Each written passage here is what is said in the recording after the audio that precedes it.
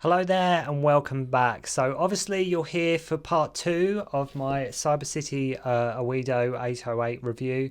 We'll be getting through episodes 2 and 3 today. So there's just so much to say about this classic anime. Like I said in part 1, there's just so much to say, so much praise, so many amazing things to say about Cyber City Oedo. But I'll be trying to go through episodes 2 and 3 today and probably just gushing over it even more and just saying how amazing it is. But you know that already, and I'm sure in between the first part and this part, I'm sure in that time, if you haven't seen it, you've seen it. So we'll be getting on with the review, carrying on with the review here today. So following on sort of from where we got to, I thought we would just have a quick run through of save acts 2 and 3 now. Now, I've spoken to so many people who have seen this movie and all have a favourite act, right? Like with anything, everybody has a favourite episode of something or a favourite segment of something. Now, with the 3 episodes here, everybody naturally has their favourite, right? And some like Act 1, some prefer Act 3, etc. So make sure to let me know in the comments below if you have seen Cyber City Oedo, what act of yours is actually the favourite. We'll say eventually what mine is, but I'll say keep you guessing as the review goes on.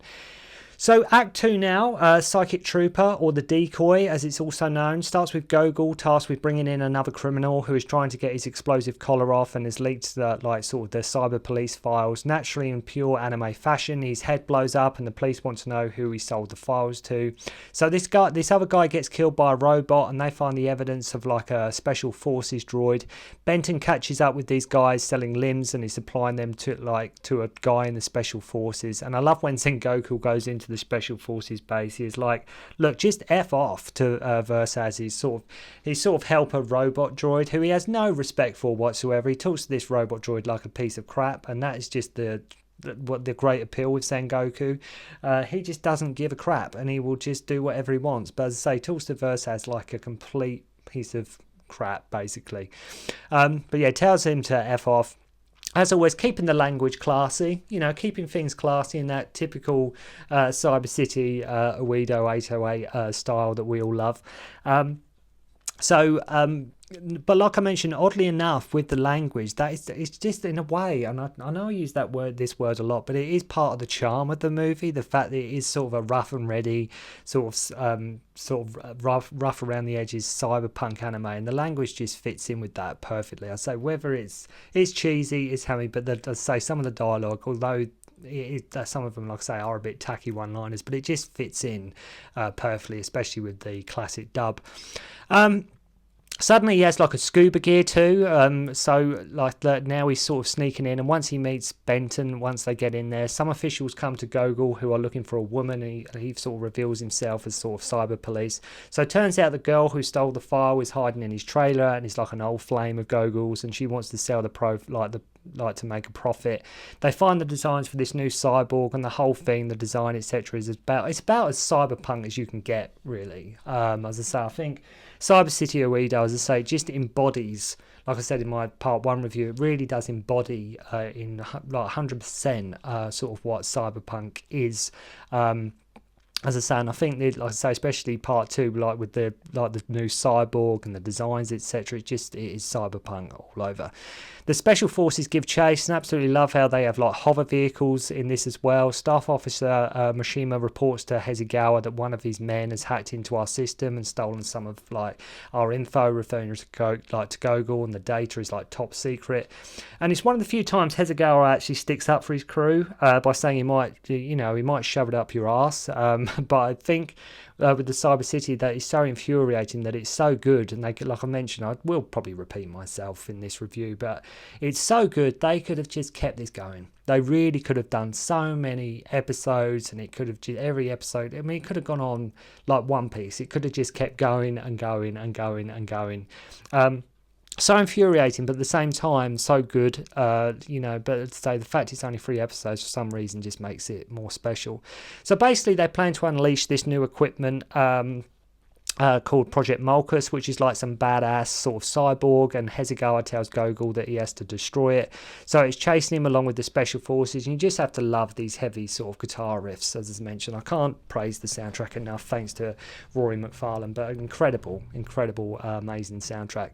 So the premise with this is sort of like old flames, old loves coming back, like Sarah and Gogol used to be together in a team, have to love classic lines like "eat this, dick splash." I say the lines just keep on coming as she takes one of the pursuers out, and she's like, "Eat this, dick splash." Yeah, classy. So Sengoku confirms that the feet of the robot he found earlier are the same as the prints they found, like the feet of the robot they find are the same as the prints he finds at the start of the movie when they found like a sort of robot prints. Benton finds these human test guys in jars, and they learn that they are going to use Gogol as a test like subject for their new weapon. Sarah is being used just like Gogol, and we get another great line like, "We can beat this bunch of limp dicks." So I'm just screaming them out as the sort of they come to me and as I remember them, but as I say, all the classic cheesy lines just keep on coming.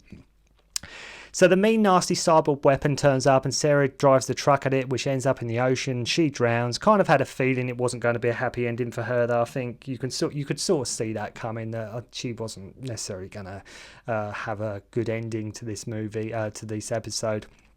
So the idea is the baddies are like taking dead people, putting them into robots and giving them sort of psychic powers, okay? Everyone got that? That's basically the gist of episode 2. Gogol gets taken in, and Sengoku and Benton want to know where the forces are holding the test, and Gogol finds like the files were leaked on purpose. So basically they could get away with testing this, test this sort of robot, this cyborg they've got. They were sort of leaked on purpose. So it was all a plan. It was all in their master plan. To test this thing, like sort of no excuses. Episode 2 is probably a lot more simpler in terms of plot than the first episode, and of course naturally the soundtrack kicks ass. Gogol is given a gun in the hope and chance he can defend himself, and the head Mishima is watching the test. So this thing is just ripping the place up, right? And it's not a cyborg you would want to mess with in the slightest. This thing is just going to town, absolutely going to town. Finger jabs Gogol in the stomach with these like scissor hands. Benton and Sengoku arrive by like floaters, which is the name of the ships, in case you didn't know. I think they call them floaters. I could be totally, my memory could completely be gone, but pretty sure they call sort of them floaters. Hezegawa shows up and tells our crew this is illegal and that they must take it on. Gogol takes a ship and launches loads of missiles at it. To be fair, it is Gogol is taking on the thing on his own. He completely just takes on this great big mammoth like sort of cyborg on his own, and it's, as I say, this is a Gogol episode. Ends up on his ship and he just flies it into the tower, and I love the location too, like high up on this gigantic tower, and Gogol taking it on his own, just very epic. And the ending to this one, he just wants to put it to bed sort of after what happened to Sarah. Not only that, but Gogol does get proper beaten up in this. Like, you really think, like, because he does take quite a severe punishment from this sort of cyborg that they're testing. Like, he really does get beat. And it's very much his story. So it turns out the cyborg doesn't like a certain noise, for example, like a girder hitting the tower frame. Gogol gets brutally hit in the gut again, but he finishes the cyborg off with some like shoryukens. And I guess Benton and Sengoku just couldn't be asked to help. I sort of like just leave Gogol to it. It's like, well, you get on with it. Because I thought they were like Benton and Sengoku were going to sort of team up to help Gogol. No, he does. It's all on his own. So Gogol kills the inventor, Mishima gets busted, and that one abruptly ends, and it just abruptly ends like many sort of Shaw Brothers kung fu movies does. It just abruptly ends with Hezegawa stopping the countdown on Gogol's collar. Probably they run out of time at this point, but it very quickly ends this episode. And it would have been amazing if they had done more. We could have actually seen Gogol, Sengoku, and Benton working as a team. And I know the whole idea was to give each episode to one of the characters, and Gogol's and Benton's are definitely a lot more personal, I think, than Sengoku's. I think Sengoku's the first episode just gets the ball rolling, but I think Gogol's and Benton's are a lot more personal. A lot more personal in terms of sort of just the character arc. They don't go too in depth, but they do get fleshed out a lot more than sort of what Sengoku does. But it would have been great if we actually got to see all of them more, all three of them, like our protagonists, working as a unit, working as a team. But as I say, I still get what they were trying to do with giving each one sort of a respective episode. But it's still awesome either way. So the final act, Bloodlust, going to tell you now, probably is my favourite of all the three. I think three, because it concerns basically vampires, and shit, like they're awesome. And this one possibly might be my favourite. Is it steps into cyberpunk sort of horror territory, and I think that's why it sort of resonated with me a bit more, and sort of why I enjoyed it a bit more. Which is, as I say, cyberpunk and horror, vampires. That's no bad thing, right? That's not a bad thing in the slightest. Also known as Crimson Media, simply the vampire, but I've always known it as Bloodlust. So it starts with Benton telling this girl she shouldn't be out late and that he can read the stars, and sometimes all lights have to end. And this is probably the deepest, most personal of the stories. When I talk about Gogol's and Benton's being a lot more personal than Zengoku's. This one is definitely, I think, probably the most deepest. The notion that all things come to an end and that things must pass. We see this guy at the computer terminal who gets killed by what seems to be like a vampire who was working on like a genetic binary code, and like others have been killed too. Benton does some asking around, and again, the music in this, you just have to love it. Like I know I say that every 5 minutes during these reviews, but the soundtrack is just incredible. Absolutely incredible. Can't stress enough, just make sure to watch the UK version. He sort of runs into Kerry after taking out some thugs who trapping him in a cage, and one of the guys arms gets sort of taken off for good measure at this point. He finds out the people who got taken out sort of got scared and terrified about something at their sort of last employers, and after checking their bank records find out it was for like a medical institute. So he does like sort of some snooping. He finds sort of what's going on, and so I'm just sort of crashing through the plot here because I know your time is valuable. So I don't want to keep you too long. And they were fired as it was sort of a state registered facility, and Benton thinks whatever they were working on might have sort of scared them, so they sort of got freaked out.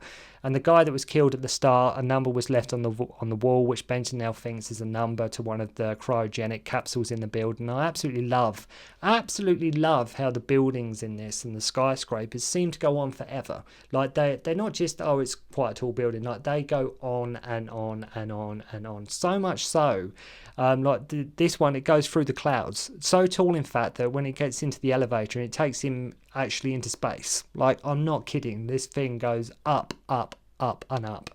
So whilst in there, of course, he gets attacked by saber-toothed tiger guards. You know, why not? I'd expect nothing less. You've got to have the saber-toothed tiger robot guards, of course. Gokul tells him that some of the data he found there is a code for a virus basically for immortality, and the only side effects are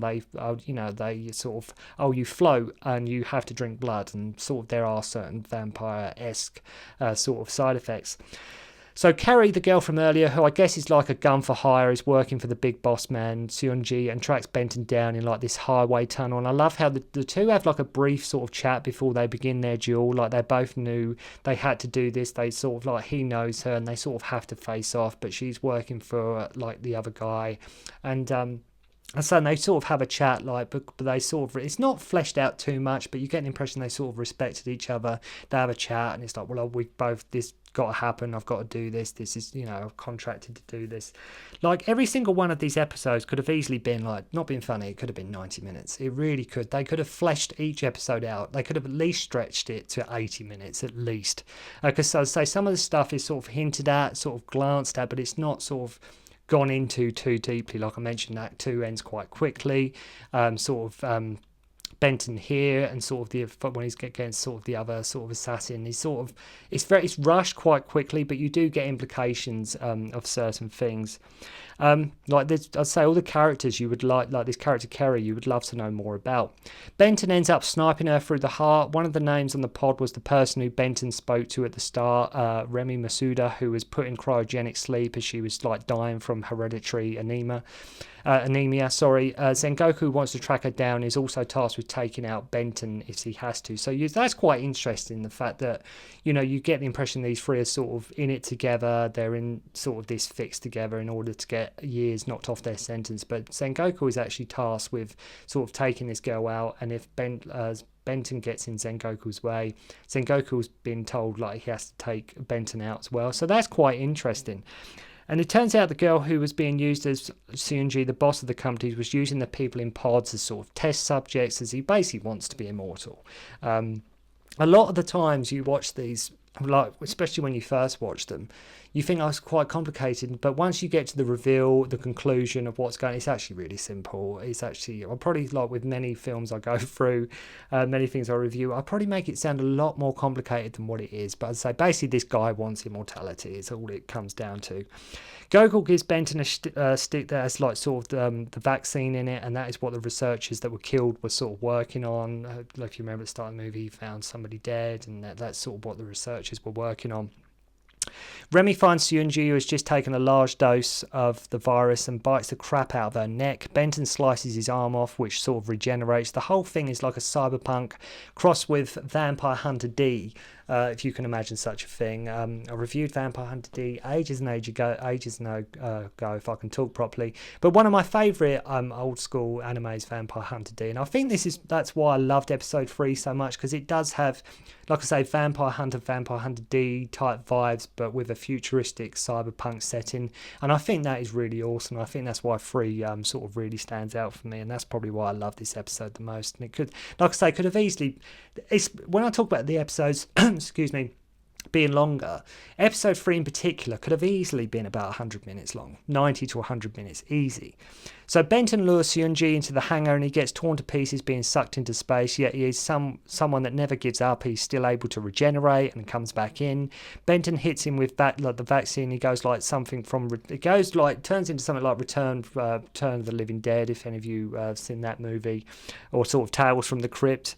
Ends with Benton sending Remy into space so she can finally have peace. And that's sort of the end of episode 3, but what an amazing anime this is. It's so wonderful, so amazingly wonderful to have it on Blu-ray. I highly suggest you pick it up before it goes out of print again or it becomes unobtainable. This was actually quite expensive for just what you get, basically just around, about 100 minutes, 2 hours or so. A sort of entertainment, but I just had to buy it. I missed it the first time around. It came out on Blu-ray, and I wasn't going to make that mistake again. But as I say, just wonderful to have it after all these years, and we're so overdue this, and so great to hear that amazing, sort of Rory McFarlane soundtrack again. It just takes me back to that time in the 90s, watching this for the first time. I can't praise it enough. Please go check it out. Just amazing example of cyberpunk. And if you have seen it, let me know why you think it's so awesome, what your favourite episode is, who your favourite character is. I'd always love to hear from more Cyber City Oedo fans. Like I say, I would love them to do more or bring it back or to do an update. But sometimes, sometimes things are just best left alone as what they were and its legacy. And let the cult following, let the legacy do all the talking. Just let the facts, as I say, it's a place and time. It was an anime that was made. And it's, as I say, it still holds up even now. It will always be a firm favourite of mine. And it's just one I can, like with Vampire Hunter D, Pat Labor, the first movie, just so I can just watch it anytime, just absolutely anytime. And as I say, when people talk about old, I will try and get through and do some more classic anime that I remember, some of my favourite anime from back in the day. But I've rambled enough. It's been a two-parter. I've never done a two-parter before. But if you haven't seen it, just please go and check out Cyber City Oedo 808. So thank you very much indeed for watching. Thanks for sticking with me for the 2 parts. Hope you enjoyed both the segments, and I'll see you again soon. Don't concentrate on the finger or you will miss all that heavenly glory.